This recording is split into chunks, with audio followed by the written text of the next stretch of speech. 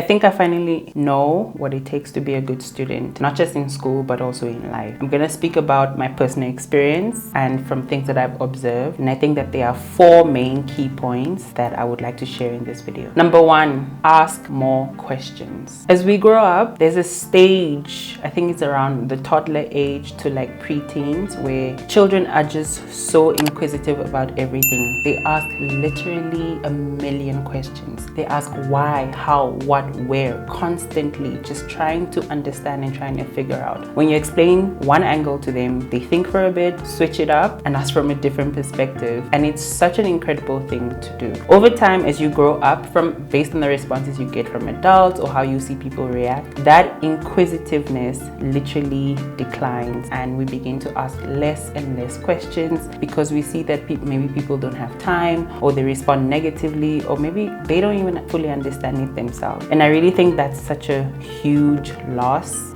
as an adult or as a person just growing up in general, because the more you ask questions, the more you will know things. And especially in school environment, when you ask questions too much in class, there are those teachers who literally give you a bad attitude, who give you bad responses, make fun of you.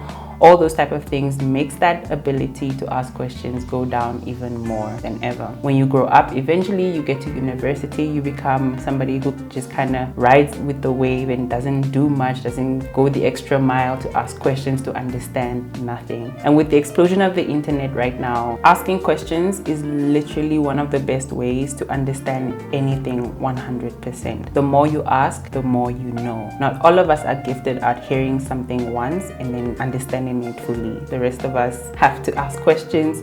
We have to dig deeper. We have to go on the internet. We have to read books. We have to listen to podcasts, watch videos, etc. Just go the extra mile to really understand something even more. I think that it's a great quality to have, that instead of being somebody who just hears something once or is told something once, you ask questions to understand fully, to make sure that you fully understand what somebody is trying to share with you or what they are explaining. Simply put, you won't know if you don't ask. And sometimes things are so confusing. Some concepts are so confusing that you don't even know what you don't know. So you need to keep asking questions. Number 2 is to learn by repeating. I have a quote that says, "Practical knowledge can often lead to a deeper understanding of a concept through the act of personal experience." And I think that's as clear as it can be. You can either read about swimming or you can jump into the pool and learn to swim as you go. You learn by trying it out yourself, doing things by yourself and repeating what you have learned. Put the knowledge that you have acquired to test and test it out several times to really know if you have truly understood it 100%.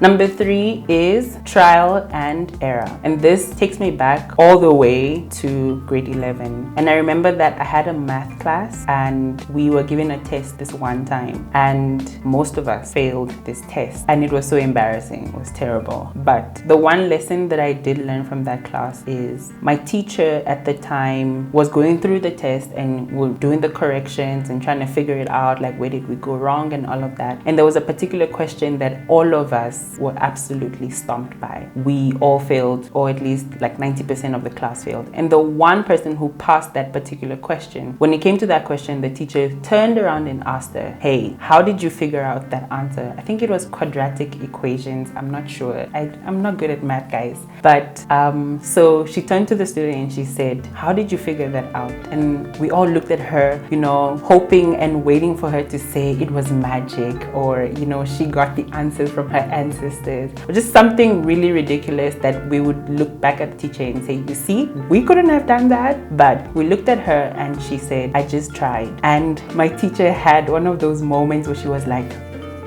"You see?"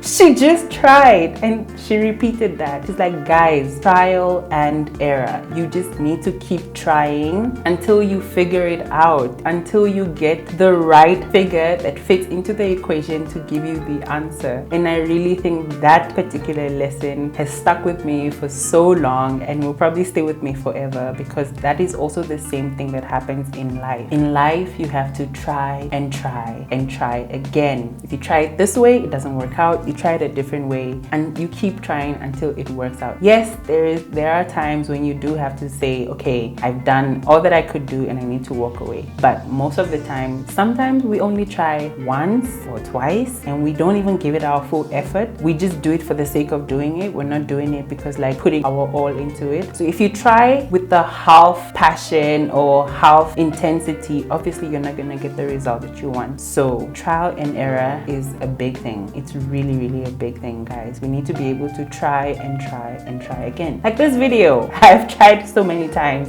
I hope this is it. The fourth and final point is to be more observant. And I think this is a really big one for me because I'm not used to paying attention so much to what's happening around me, or you know, who's doing what, or what the situation is, or what the trends are, whatever. But I've realized that being more observant can really help me learn much more, much faster, especially if you're going to think about the fact that people are all around you doing and trying things every single day. And just by watching them and just by paying attention to them, there are certain things that you can learn that you don't have to go through yourself. And you can say that about so many things. And I know a number of examples are probably coming up to your mind right now. This also takes me back to high school, because I remember that sometimes some teachers would always say things like, oh guys, I think you should go through your old question papers, past question papers, and just read through them once or twice just for the sake of it. And personally in class I was like, dude, if we're here to learn, like you better tell me what's going to be in the exam. I don't need to go to old question papers and go and read them for what? It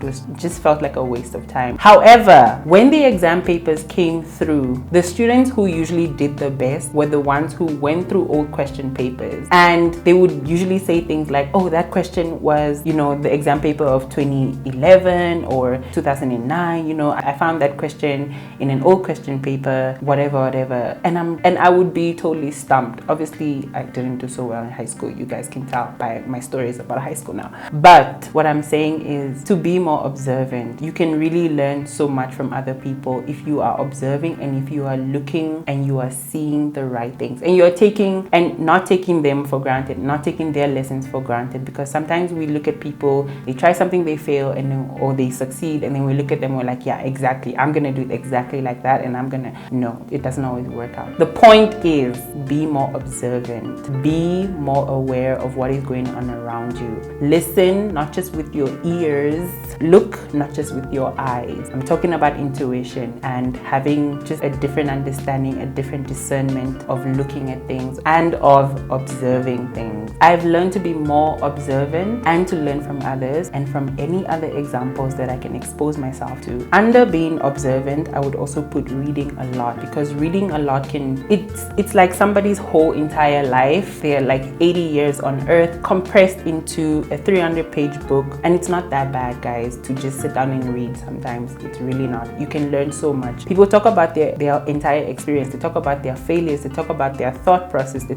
talk about so much that you can learn from. You can really gain a great insight from. And these people are experienced, and that is something that when you are young, you don't have much of. You are just young, but you can gain a lot of experience or gain a lot of insight to their experience by reading a lot. So that's also another thing. You don't always have to make all the mistakes yourself. You can learn so much more from the mistakes of others that they are willing to share. And I think lately everybody's willing to share their mistakes. So take advantage of that. Be more observant. Be more open to learning in general. Ask a ton of questions, and I really do mean ton of questions. So our 4 points are: ask more questions, trial and error, be more observant, and learn by repeating. With all of this, I have found that I am becoming a much better student of life in general, and I'm learning so much more, and it just seems like time is passing slower, but in a more impactful and in a more compactful way, if I can say, if that's the right word to use, but who cares? However, guys, if you enjoyed this video, give it a thumbs up, subscribe for more content, and I will see you in the next one, on the next one. My English is so bad. Bye!